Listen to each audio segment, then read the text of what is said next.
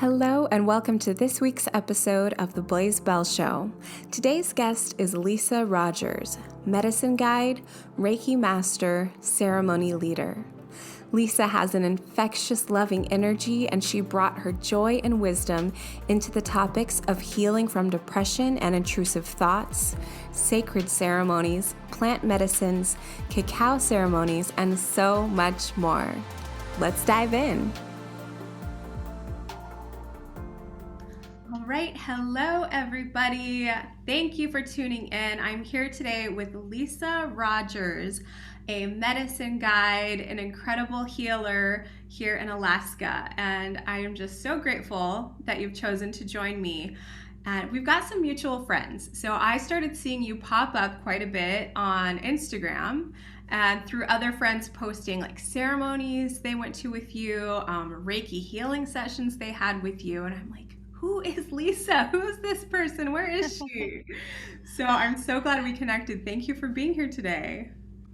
Yeah, thank you. I'm just so excited that you've reached out. So this is going to be exciting and fun to share everything that I do. Yeah, absolutely.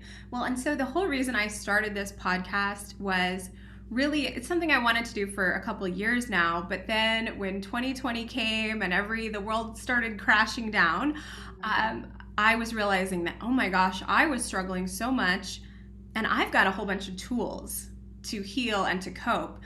And I just couldn't stop thinking about everybody who didn't have those tools and what were they reaching for and how are they getting through this. And also, I'll always take more tools myself. So I decided it was time. There was no more waiting, no more being afraid to just start. And I reached out to every healer I know and some that I didn't. And I want us to be here to share what's helped you on your personal journey and what have you seen help other people. So first, can you share a little bit? You said you're a medicine guide, and I know you do a lot of ceremonies. So I'd love to hear like what led you to that. Yeah. Boy, I think a lot of us medicine guides, we are just naturally just kind of born into it, not realizing it at a young age. And we kind of go through this journey of confusion and hitting a lot of like dark spaces and trying to fit in, but not being able to fit in. And then all of a sudden, the world just kind of comes to like a halt. And that's kind of what happened to me. And I experienced a lot of darkness and just a lot of rebellious in my young age, and things just weren't falling into place. And so I went through a really terrible marriage and a divorce, and it led me into depression and just really meeting some dark, intrusive thoughts um, of just not wanting to be around here anymore on this earth. And that's when I was like, oh man, I need some help. And so in my native culture, we have traditional healers that are in our community and actually in our clinics. And so it always resonated with me. And so I would meet with some of the traditional doctors and do some traditional medicine. And it just created such a huge impact in my life that I just followed the calling. And also it's in my family. We have medicine healers in our family. And so that's the journey, and that's where it brought me. Beautiful. Yeah, and I'm never sure when I see medicine, guide, or healer, my brain goes a few different places. And I think of, herbs and traditional things in different cultures. I think like ayahuasca or mushrooms. I think, prescription drugs. So I wanted to clarify, what that looks like to you. Would you share a little bit more about your culture? You are an Indigenous woman, correct? Yes, Yeah. yes. I am an Inupiat Eskimo, and also a little bit of Russian Aleut with a splash of Norwegian and a little splash of Mexican. So but mainly Inupiat Eskimo. And so the medicine for me, it just really speaks to me in the earth medicine and going back to our indigenous roots and using the spirit of whether it's the spirit of water or the spirit of, yeah, even plant medicine. Um, and just in the herbs and anything from the earth, bringing our bodies back into that frequency of being whole. So, Yeah, that's beautiful. I love that. Bringing our bodies back into the frequency of being whole. That is so beautiful. And that's something I've noticed a lot on my journey.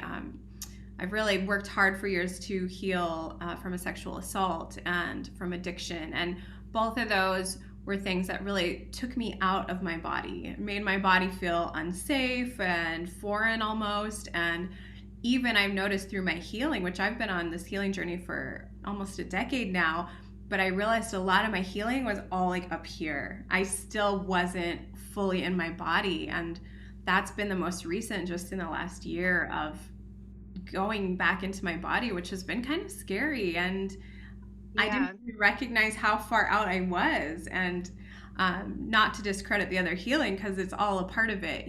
This was kind of that last phase for me. Like, you got to get back in here, and find that home again. So, yeah. It's it's interesting because anytime that we experience any type of trauma, what happens is that our we literally leave our bodies to protect ourselves. And so that's when after we have experienced the trauma and then we go through the healing, we can feel so disconnected and so numbed out. And then that's when we can be tapping into other sources that just don't feed us or serve us, such as alcoholism, drug addiction, food addiction, anything that's just numbing. And so with medicine guides, we help to bring you back into, it's like the soul retrieval, retrieving your soul back into your body to bring yourself back whole into that safe space. And so that's interesting. That happens a lot. yeah, I'm doing some projects right now for different indigenous groups for helping indigenous women who are sexual assault survivors. And I'd actually love to talk to you more about that after this interview, uh, Yeah. because it's such a heavy and incredibly important thing that needs to be done right now, like Hmm. yesterday.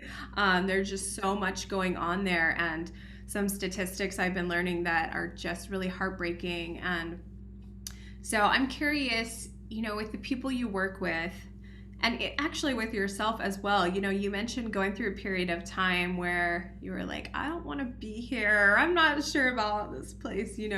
I think a lot of people have felt that in the past year. I know a lot of lives have been lost to not just to the pandemic and the disease going around, but also to suicide, to other, just strange ailments. I think of people that were just ready to check out. So, how have you helped? How did you help yourself, or what kind of guidance do you give for people who are in that place?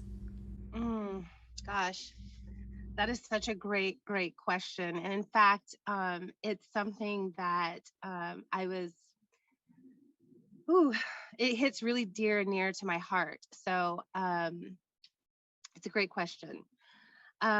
When you're experiencing those darkness and those times of just vacancy within no emotion and feeling that separation, um, what's helped me the most has been being really truthful about it and reaching out and asking for support and having a support team, whether that looks like healers, whether that looks like therapists, whether that looks like a sisterhood of, your small community of tribe of women, people that you feel safe enough to express and to allow your emotion to be seen and heard.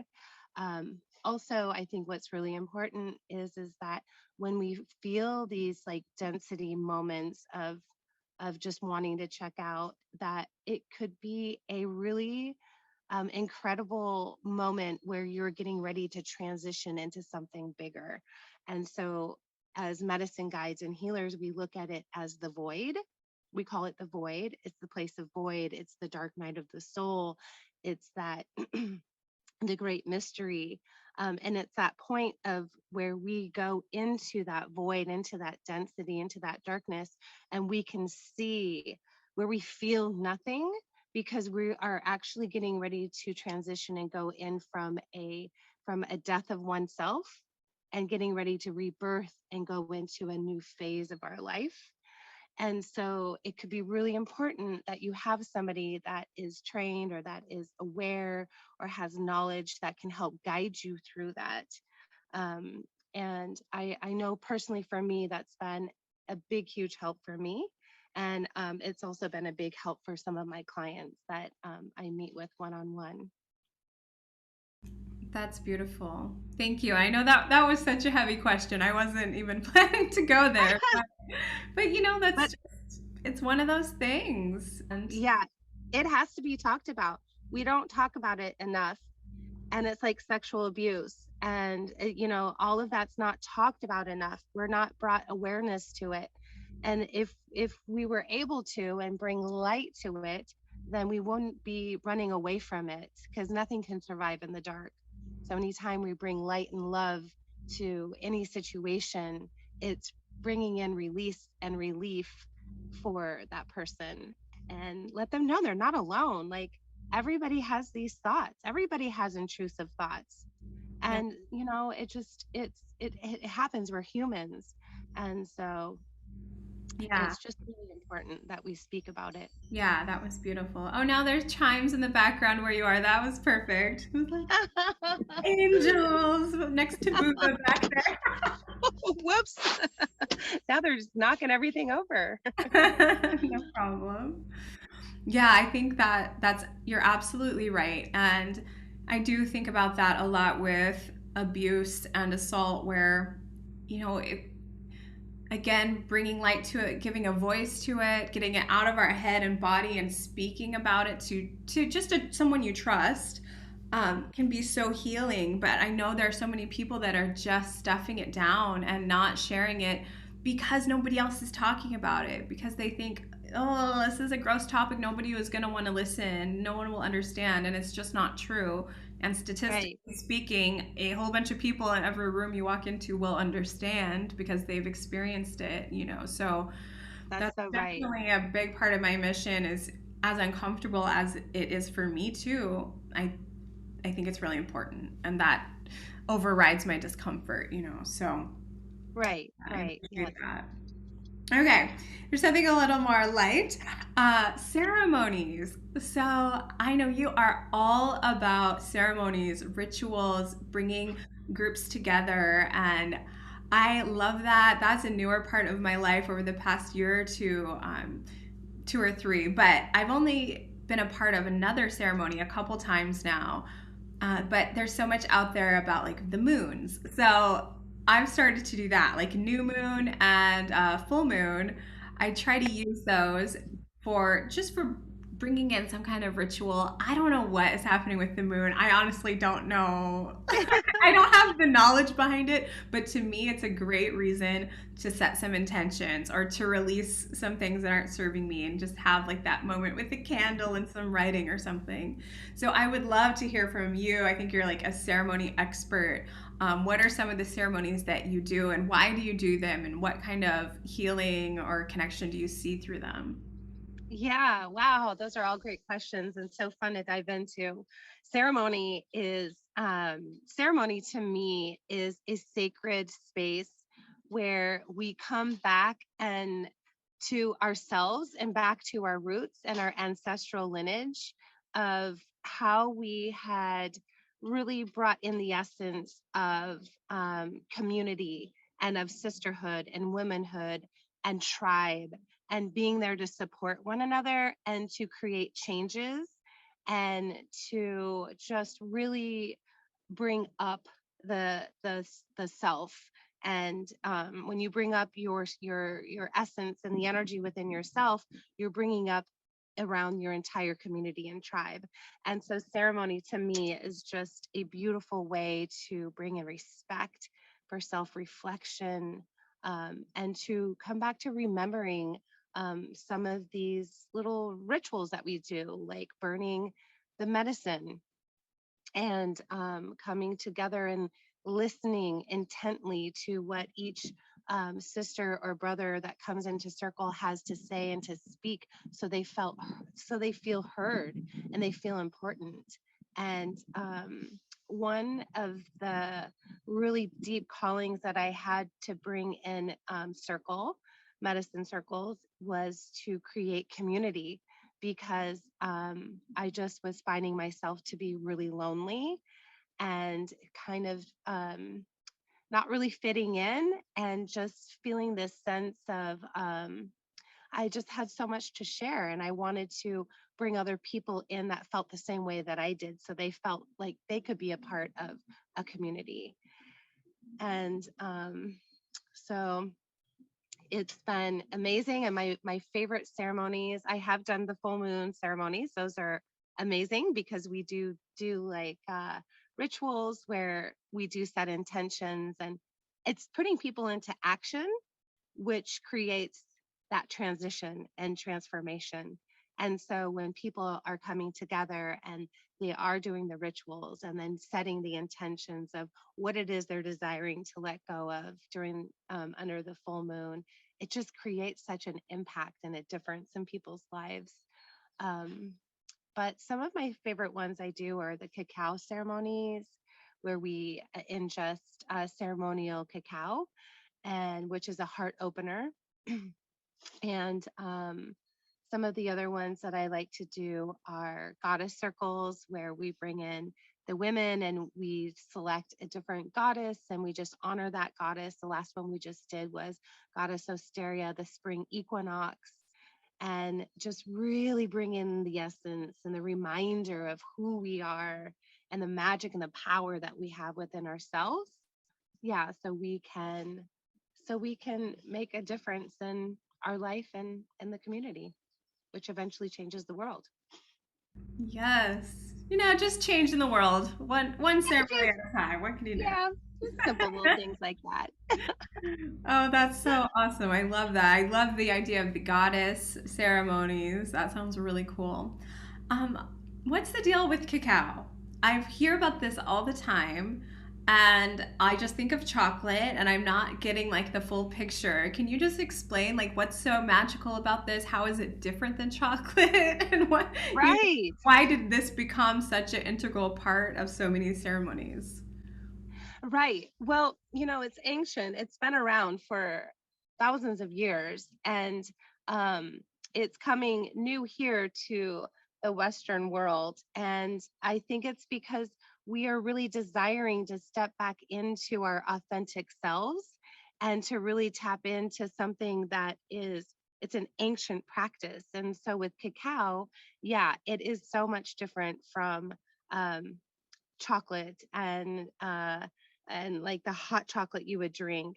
Um, the ceremonial cacao it's harvested in an ethical way. It's done in a very ritual way. So there's a lot of respect and honor when the growers are growing it and then harvesting it, and then the way that they after they've harvested and they're creating to package it and send it out, it's all done with prayer, and it's just done with intent. And so cacao is another earth medicine that is used to help to open up the heart center and to open up the ability to be able to receive that divine connection to something much greater than you, so you can connect to the spirit of cacao, because in the Native American teachings everything has spirit. So cacao has a spirit. We call her Mama Spirit, Mama Cacao. She's very feminine, but she's very powerful. And so when you're ingesting and you're working with the cacao medicine, you're actually connecting to the spirit of the cacao. And so you're setting your intentions as you're ingesting it and working through the transformation, whatever it is that you're desiring. And so, yeah, have you had it before? No, I haven't. Ah, I you need know. to get some. I know. Yeah, there's this amazing massage therapist in town here in Anchorage, and she does cacao ceremonies as well. Her name's Nikki. I'll connect you to. You would get along Yes, really please. well. Yeah, you're very similar. And so she was talking about it a lot last time I got a massage, and it just sounds very powerful, but I haven't understood it fully, and probably because I haven't experienced it. So that's really Yeah, beautiful. it's like Reiki medicine. Everybody's like, "What's Reiki?" And I say, you really have to just get on the table to experience it. Like, I can tell you with my words, but just to feel the energy and the essence of it, that's where it's like, whoa, like, holy cow, what just happened? Or what did I just drink? Or Right. So yep, you do Reiki as well. yes. Hmm. Yeah, beautiful. And how long have you been doing that? I've been doing it now for 5 years. I started off just getting Reiki um, for myself and for my family and for my dogs. And Oh, yeah, so I would offer Reiki to my dogs. My one dog absolutely loves it. The other one, he doesn't want to have anything to do with it, so that's okay. But yeah, so I started off with just offering it for myself and my family and my pets, and then the calling just got really strong, and I just couldn't deny it anymore. And so now I offer it to um, people, and I do couples Reiki, I do one-on-one sessions, I do group Reiki. And it is a powerful, powerful energy medicine. yeah, a friend of mine went into great detail about an experience she had with you. And I don't know if it sounded like this was a couple years ago now, so I'm trying to remember, but I just remember being in awe. And I'm like, where does she? What? She's in Wasilla. Okay, I can drive an hour. Like, what is this? Who is this? And but she was really, I mean, I could feel her energy after seeing you, and she was in a really beautiful place, and it sounded like Yeah, she'd gotten a massage and Reiki and maybe just a full on. It almost seemed like there was, I don't know about psychic, but some type of spiritual. It was like a full on spiritual and physical experience, and she was in complete awe of you. And so, oh wow, that's so awesome. Yeah, I love to offer Reiki sessions. I actually combine Reiki and earth medicine together. So that's why I call myself a medicine guide, because I'm using the earth medicine and also using the Reiki medicine. And I create a ceremony. And so when you come to a session with me, we are actually going into a one on one sacred ceremony, and we're creating a ritual to where we're calling in the essence of the divine creator and the divine mother earth and the powerful medicine of Reiki. And then I'm just being the guide and illuminating that light to enter back into your being, so you can become the healer and you can become the transformer of your own healing journey. And so I love offering sessions. It is, and it does become very intuitive, because once you start working with energy, you do become intuitive. You become aware, psychic awareness to messages and symbols, and you can start to read the energy of people's bodies and different parts of where it needs more attention than others. Yeah. wow, that is beautiful. Okay, when can I sign up? Where can I, where can I go? That sounds really incredible. Well, on that note, I mean, do I know you have a lot of things that are strictly in person, and I can see why that's such a big part of creating that connection and ceremony. But are you offering anything virtual right now for people that aren't in Alaska? Yeah, I do actually. I do offer distance Reiki and energy sessions, and they are just as powerful.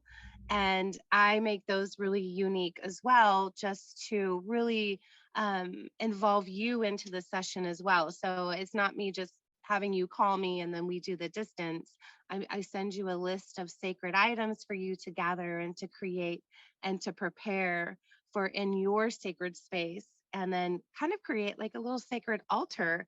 And then yeah, and then we just go into the session then. So I do distance, and I will be offering them over the summer, because in the summertime I leave to my other job, my other life, which is commercial salmon fishing. So Yes. Oh, quite the Alaskan medicine woman. I love that. I love. yeah, thank you. Yeah. Yeah. Yeah. Oh, cool. So you're doing the distance Reiki.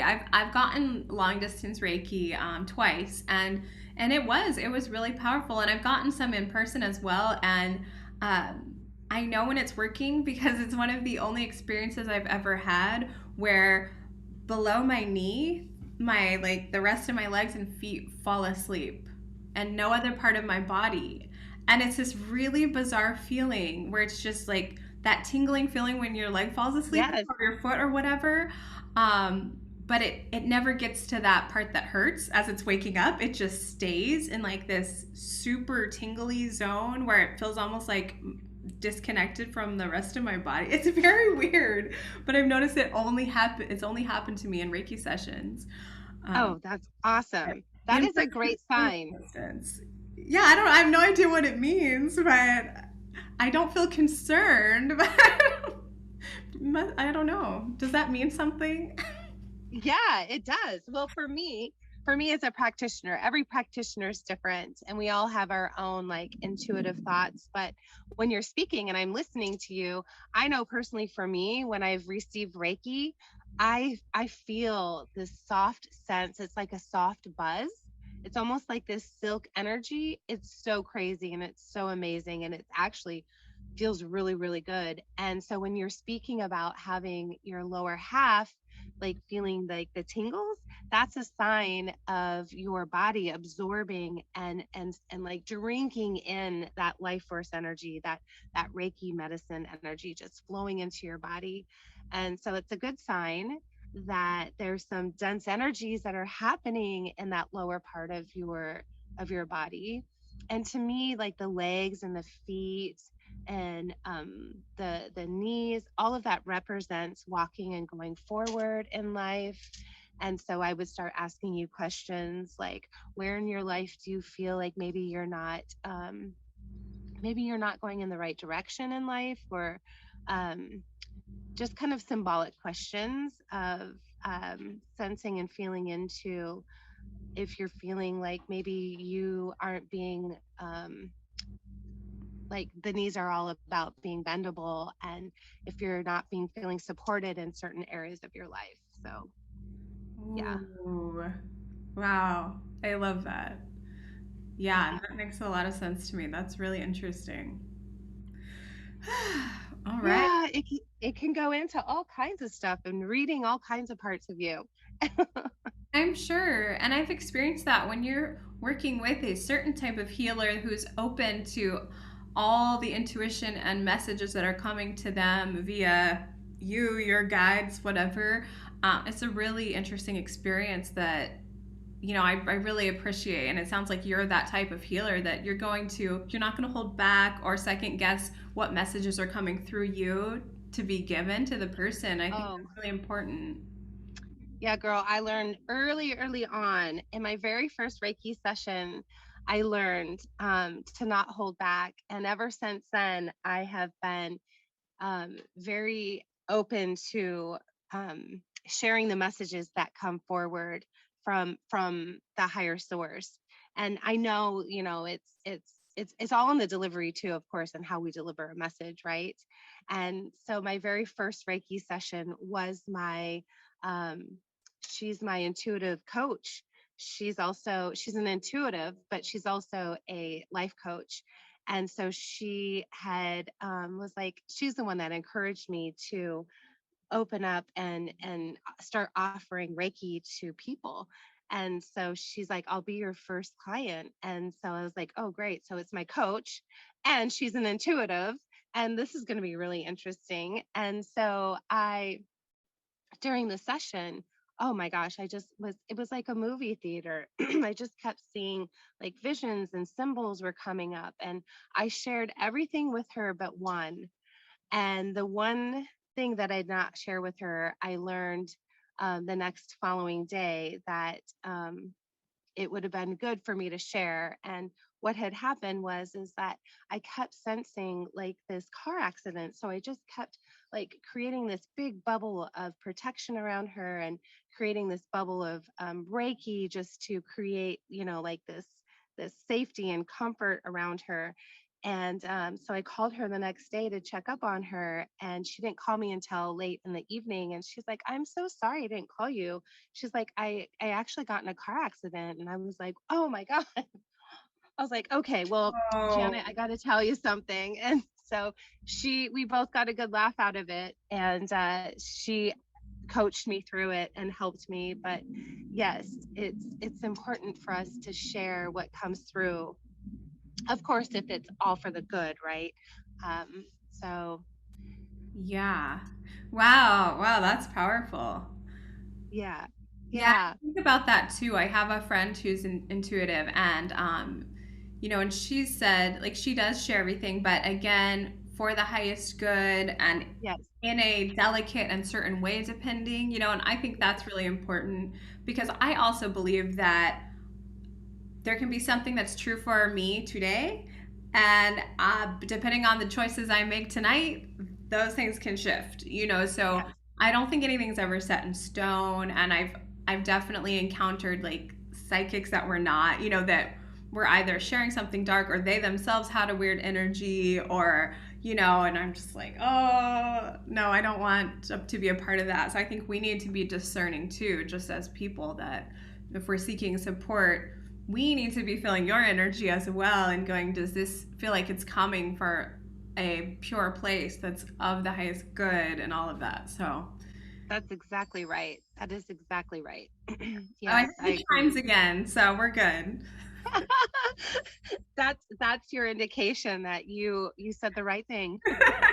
Yeah, that you are of the pure-hearted energy. Oh, that's so cool. Well, awesome. Okay, well, you've already shared so many amazing things. I already feel like I'm learning so much from you. Definitely gonna try to get a session with you before you go fishing.